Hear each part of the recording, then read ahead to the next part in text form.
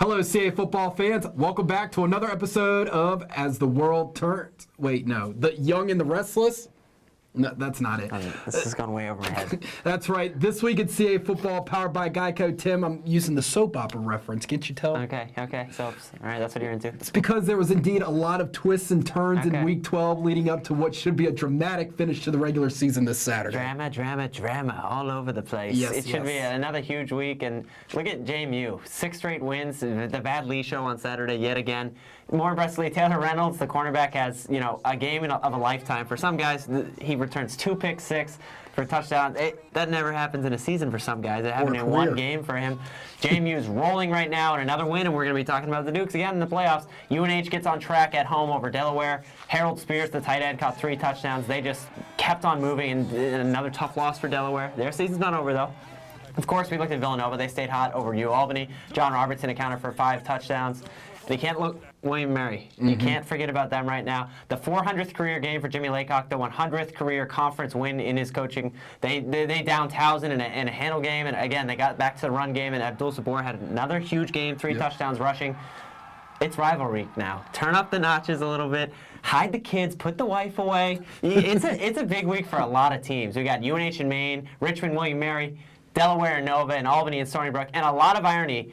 Teams that could have punched playoff tickets last year didn't because their rival beat them and vice versa. Well, now the tables have turned for those teams. We're going to get into it, Bob. It's a big week. You know me. I'm like a little kid on Christmas morning. Exactly. If Tim's all jacked up, and if you're not, I don't know what to tell you. So let's begin with our previews. Maybe that will get you going. Let's begin with the Battle of the Blue as the Villanova Wildcats, still hoping for a national seed and a share of the CA football title, take on rival Delaware at 12 noon. Let's remember this game last year. Delaware comes in hoping to get a win. If they get a win, Delaware is going to the playoffs last year. Villanova was trailing in that game 34-12 at one point. All of a sudden, the Wildcats come back, kick a field goal with 2 seconds left to steal the win. Again, Villanova this season has done pretty much everything that they've been asked at this point. You'd like to think they can still get a seed if they take care of business this week. On the other hand, Delaware, a tough loss like we said at UNH last week, 6-5. Delaware's season essentially is over in terms of the playoff picture, but they can still ruin Villanova's chance of getting a seed. A huge matchup, but again, John Robertson, you talk about the season that this quarterback is having. He proved again what he can do with his feet last week, over 160 yards rushing, 3 touchdowns. Delaware has to get its ground game going. If they don't, they're going to be in trouble. Essentially, Villanova's defense, I think, is just number one. They're number 1 in CA football against the run. I think that's going to be a huge factor this week. It's at Delaware, so a slight advantage to the Hens, but still, Villanova right now, they can still work themselves into a conversation with those top early seeds if they can get a win. Also at noon on the American Sports Network and CA.TV, it will be James Madison hosting Elon. The Dukes need a win to lock down that bid for the postseason. They do need a win to completely lock it down. Right now, it's looking good for the Dukes, though. And this is an Elon team that enters the game. We know a lot of people are just not giving them any credit. They're saying, okay, you have to go to Harrisonburg. There's not going to be a chance of you pulling the upset. JMU is hot right now, and rightfully so, in the sense that JMU has been hot. They've been arguably the hottest team in the CA football right now.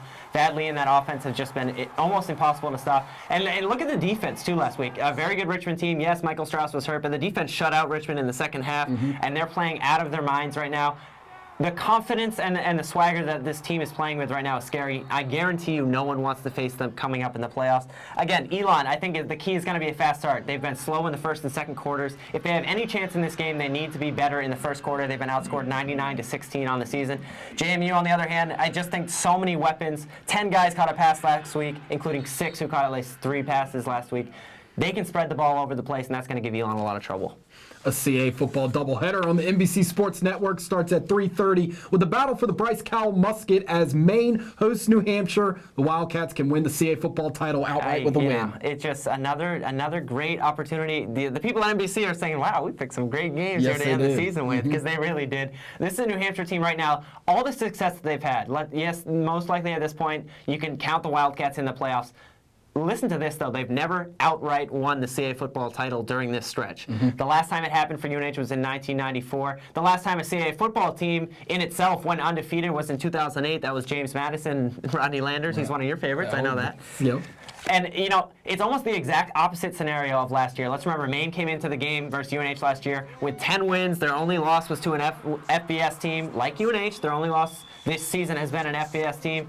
Still, Maine right now, Bob, we've talked about them. Defensively, they've just been absolutely getting it done. They pull off the win at Elon last week. Elon fought back a little bit, but still, Nigel Beckford, the freshman running back, has been playing really well for this Maine team. And again, Delaware shut down New Hampshire's R.J. Harris for the most part in the first half, and we saw what UNH did. We said, okay, we're going to go to another weapon. Harold Spears and Jimmy Owens, two guys who really aren't the stars in this offense, took over, and I think UNH is going to need to do that. A huge stat this week, Maine is #1 in CA football in the red zone, 90.9%. They're scoring touchdowns.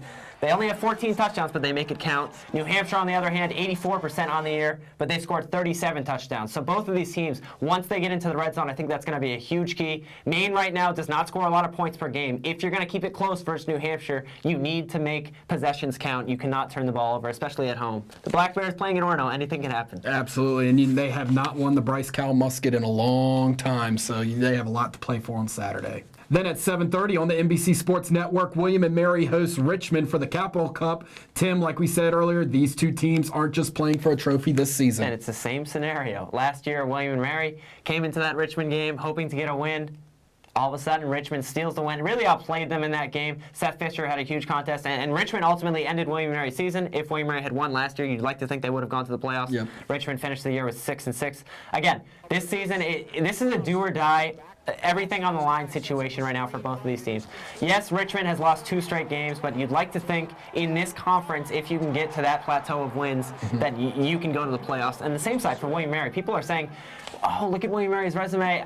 Yeah, look at the resume. The FCS losses that William & Mary's had this season, if JMU wins out, it's UNH, Villanova, and JMU, 3 teams who are arguably going to make the playoffs. Abdul Sabor, the running back for William & Mary, has had 4 straight 100-yard rushing games, leads CA football with 12 touchdowns, 116 yards per game on the ground. I think that's going to be absolutely key in Richmond. We saw Strauss and we saw the offense. At times, okay, they got back into the game, but defensively, they've just been a struggle. They'll stop a team from a third down or one sequence, and they'll get off the field, and the next thing you know, they'll get hit with a big play, a 50-yard touchdown pass, a 90-yard touchdown pass.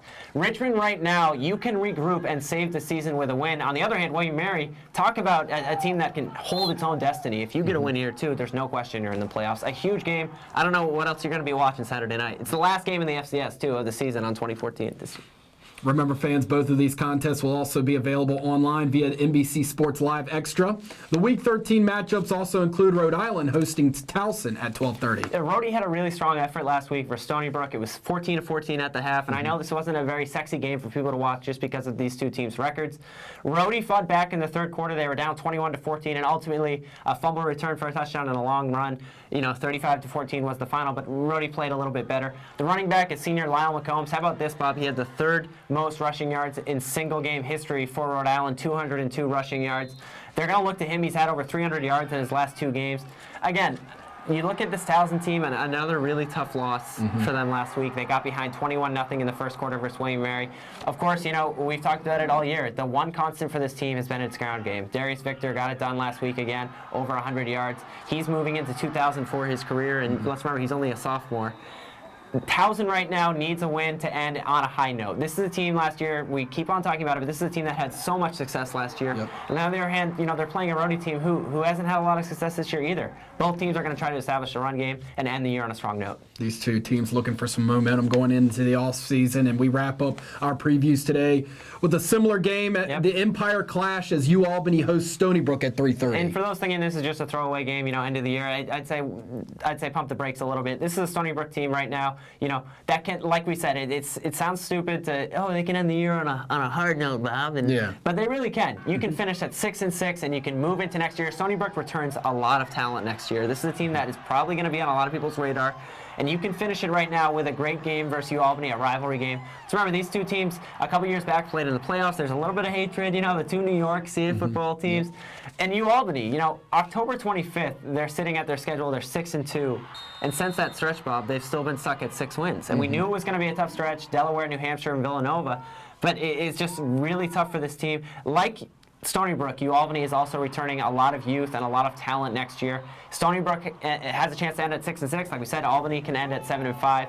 a lot on the line in this game. Stony Brook's ground game right now, I think, is going to be the key, and their physicality up front, I think, could be the difference. How impressive would it be for Greg Gattuso in his first year to finish with a winning record? That would be great for the Great Danes, but Stony Brook, they'll have answers tough. to that. They're Yes, they very are. tough. CAFootball.com will have television clearance information for this weekend, and CA.TV again will simulcast ASN's coverage of Saturday's contest between JMU and Elon. And CA Football is on Twitter, Facebook, and Instagram by They searching are. CA Football. You can use the official hashtag CAFB. We actually have an official hashtag, if you Yes. believe it. And hey, let's keep it classy out there. We're all friends on the Twitterverse.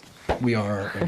The CA.TV crew resumed its on-campus series this past weekend as Alex Souza and Eric Weberg were at New Hampshire. Check out the Going Deep feature season finale on the Wildcats now on our blog, cafootball.wordpress.com. And I know a lot of people have wondered, they've seen New Hampshire run out of the tunnel or run out onto their field with a flag, and it's a state flag in New Hampshire. A really cool story about what that flag not only means to the team, but what it means to the person who gave that flag to the program. And apparently, Tim, the Yak definitely built some momentum last week, didn't it? We got some tweets. We got some people interested. I like it. CA Football's podcast returns tomorrow with in-depth analysis around the league from us and our guy, Alex Souza. We will also have a special guest, John Robertson, the quarterback from Villanova, as the first student-athlete to make the show. Catch it all tomorrow on the blog. I mean, Jonathan Football? Jonathan He's going to be on Football. the show? Wow. Yeah, Okay. he's going to have something to say about your NARP comment. Yeah, he will. I'm going to watch out for that one. And CA Football's annual awards will be announced on Tuesday at 1 o'clock. Our Twitter and YouTube pages will be the first to reveal who has the coaches voted as the league's top players. Tim, it's been a phenomenal regular season CA football. Can't wait to see how the finale plays out Saturday. I can't wait either. And let's not forget, it's senior day this weekend for a lot of seniors and a lot of teams who aren't going to make the postseason. So we thank you for all you've done for CA football. And I know, Bob, like you said, it's crazy to think, but batting up the hatches, playoff time. Indeed. That is it from us. We will be back next Wednesday with the postseason edition of This Week in CA Football, powered by GEICO. Have a great week, everyone.